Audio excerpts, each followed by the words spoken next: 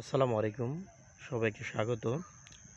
আজকে আপনাদের সামনে আমি যে বিষয়টি অবতারণা করব সেটা হলো আসন্ন ত্রয়োদশ জাতীয় সংসদ নির্বাচনে তরুণরা যেভাবে প্রার্থী হয়েছে বাংলাদেশের বিভিন্ন প্রান্ত থেকে, এবং তারা যে সকল প্রতিশ্রুতি দিয়েছেন সেগুলোর আলোকে আমি কিছু কথা বলবো।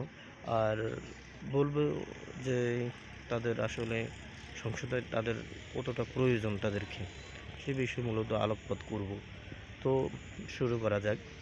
প্রথমত, এই যে তরুণরা যেই ভিশন নিয়ে সামনে আগাচ্ছে, যে প্রতিশ্রুতিগুলো আপনাদের সামনে ইশতেহার হিসেবে দিচ্ছে, সেই ইশতেহারে কিন্তু সুনিপুণভাবে তারা এমন কিছু বিষয় তুলে এনেছে যেটা পূর্বে কেউ বলেনি।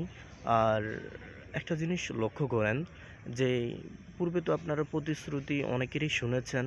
তো তারা কিন্তু সংসদে গিয়েছেন, আপনারা মানে আপনাদের মূল্যবান ভোটে তারা সংসদে গিয়েছেন, কিন্তু মানে দৃশ্যমান কি কোনো ফলাফল আপনারা দেখতে পেয়েছেন? পান না। দুর্নীতিবাজ, চাঁদাবাজ, তারপরে মারামারি, হানাহানি, কাটাকাটি, এগুলো কোনোটাই বন্ধ হয় না। এই যে মহান সংসদে তারা গিয়ে তারা তাদের এলাকার উন্নয়ন বাদ রেখে তারা তাদের উদরপূর্তির জন্য সর্বোচ্চ চেষ্টা করেছে এবং উপরি মহলের পদ লেহনে ব্যস্ত ছিল। এতে করে তাদের যে সংসদীয় যে আসনটি, সেখানের মানুষগুলো অবহেলিত হয়ে এখনও পর্যন্তই আছেন।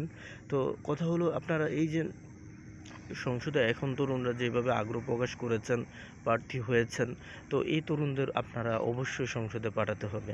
কেন মানে পাঠালে আপনাদের লাভটা কী? পাঠালে আপনাদের লাভ এই যে এই তরুণরা যে ভিশনের কথা বলছে এবং প্রতিশ্রুতি দিচ্ছে ইশতেহার হিসেবে, সেগুলোর কিন্তু মানে বাস্তবতা বিবর্জিত নয়, সেগুলো আসলে বাস্তবতা সাপেক্ষে তারা এগুলো দিয়েছে। আর দেখেন, তরুণদের যদি আপনারা এবার সুযোগ দিতে পারেন, তাহলে আপনারা আসলে নিজেদেরকে আশ্বস্ত করতে পারবেন যে তরুণরা আসলে আমাদের যে ভোট সেটা আসলে খেয়ানত করবে না। তারা আমানতের খেয়ানত কখনোই করবে না। তারা আমাদের পক্ষে হয়ে কাজ করবে এবং তাদের যে প্রতিশ্রুতি সেটা তারা অক্ষরে অক্ষরে পালন করবে। তো এই জন্য মূলত তরুণদের আসলে সংসদে পাঠানো দরকার। আর যারা পূর্বে সংসদে গিয়েছেন তাদেরকে আবার পুনরায় সংসদে পাঠানোর কী প্রয়োজন বলেন? তারা তো তেমন কোনো কাজই করে না, তাদেরকে শুধু শুধু সংসদে পাঠাবেন কেন? তো আমি আপনাদের কাছে আহ্বান জানাবো, দয়া করে আপনারা তরুণদের সংসদে পাঠান।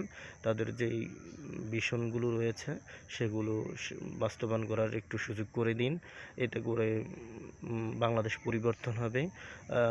এই তো আপনাদেরকে ধন্যবাদ জানিয়ে আমি আমার এই সংক্ষিপ্ত ভিডিও ক্লিপ এখানেই শেষ করছি। আল্লাহ হাফেজ, আসসালামু আলাইকুম।